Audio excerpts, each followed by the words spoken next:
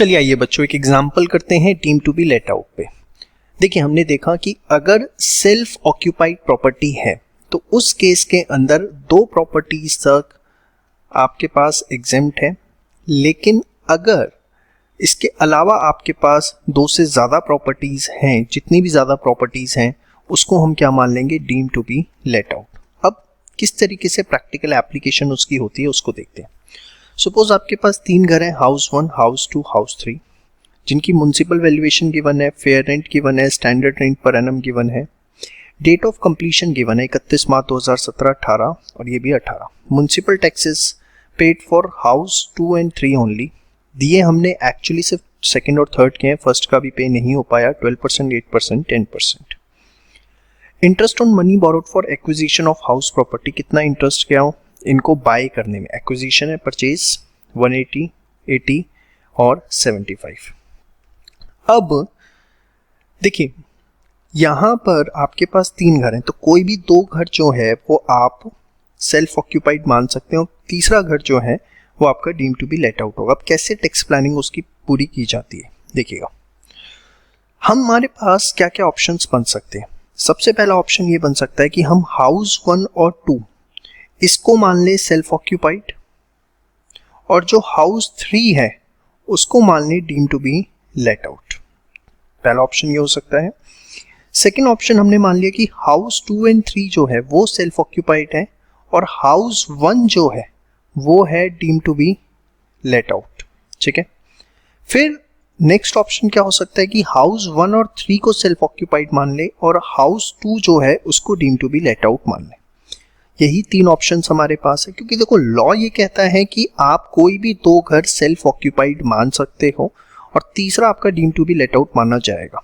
अब कौन से दो घर सेल्फ ऑक्यूपाइड आप मान सकते हो, it is completely up to you. तो ये तीन ऑप्शंस उस हिसाब से निकल के हमारे पास आते हैं।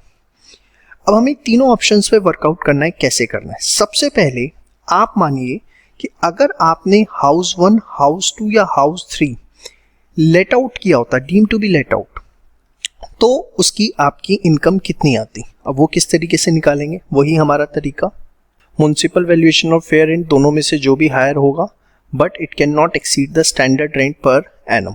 तो देखिए यहाँ पर हाउस 1 के केस में दोनों में से जो भी हायर है दैट इज 150, और 150 और 1 लाख में से जो भी लोअर है दैट इज 1 लाख, ठीक है। फिर यहाँ पर 115, 175 दोनों में से जो भी हायर है दैट इज 175, फिर 165 से कंपेयर करेंगे जो भी लोअर है 165। सेम वे यहाँ पर 2 लाख 250 दो भी जो भी हायर है दैट इज 250, फिर कंपेयर करेंगे 240 से तो 240, ठीक है।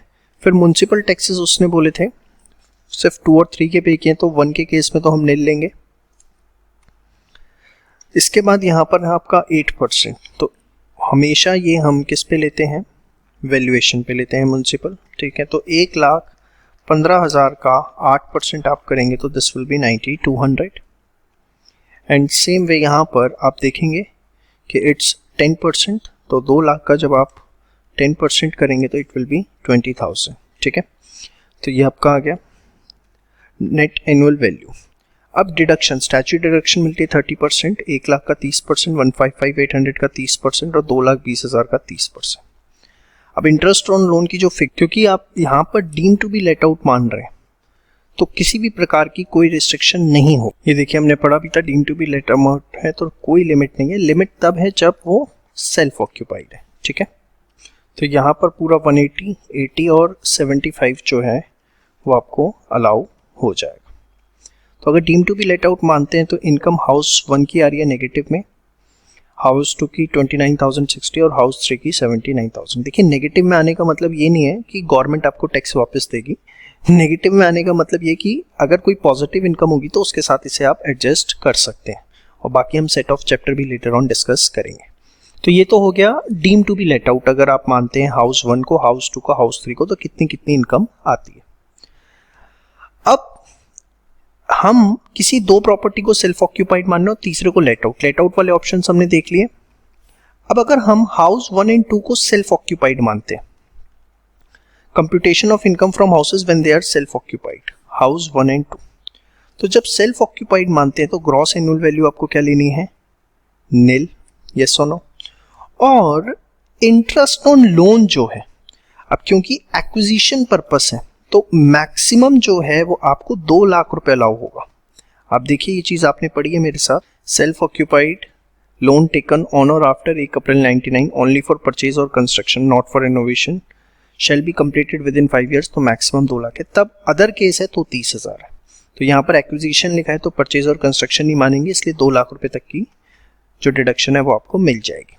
अच्छा, ये 2 लाख रुपए जो मिलती है ये कंबाइन दोनों घरों की मिला के मिलेगी, ये नहीं है कि एक घर की 2 लाख है, इट्स कंबाइन। यहाँ आपकी क्लैरिफिकेशन के लिए लिख भी दिया, लिमिट ऑफ 2 लाख और 30,000 is for both self occupied properties not for individual.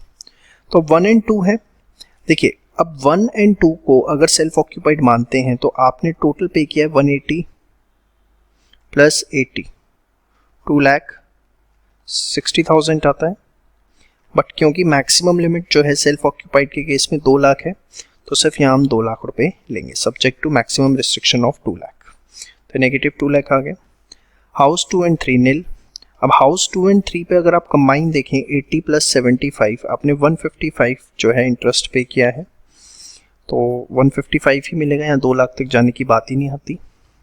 House 1 and 3 पर अगर आप देखें 1 पे है 180 और यहाँ पे है 75, तो 180 plus 75 comes out to be 255, तो यहाँ पर भी मैक्सिमम जो है आपको 2 लाख का डिडक्शन मिलेगा। तो ये आ गई income from house property when they are self occupied. आपने देखो अभी तक क्या किया उसको समझो मोटा मोटा। आपने जो लॉ ने कहा उस हिसाब से 2 घरों को सेल्फ ऑक्यूपाइड माना, एक को deem to be let out, और जो जो ऑप्शंस बन सकते थे वो ऑप्शंस लिए। स्टेप 1। स्टेप 2 में आपने deem to be let out मान के एक एक घर को इनकम निकाल ली, जो भी इनकम आई। स्टेप 3 में आपने क्या किया, जो सेल्फ ऑक्यूपाइड के ऑप्शंस आपने लिए थे 1 and 2, 2 and 3 एंड 1 and 3, ये ऑप्शंस ये लिए थे आपने, इसके हिसाब से आपने इनकम फ्रॉम हाउस प्रॉपर्टी निकाली। आपको पता है जीएवी नील लेना होता है। अब ऑप्शन 1 क्या था, house 1 and 2 are self occupied and house 3 is deemed to be let out. 1 and 2 जो है वो सेल्फ ऑक्यूपाइड है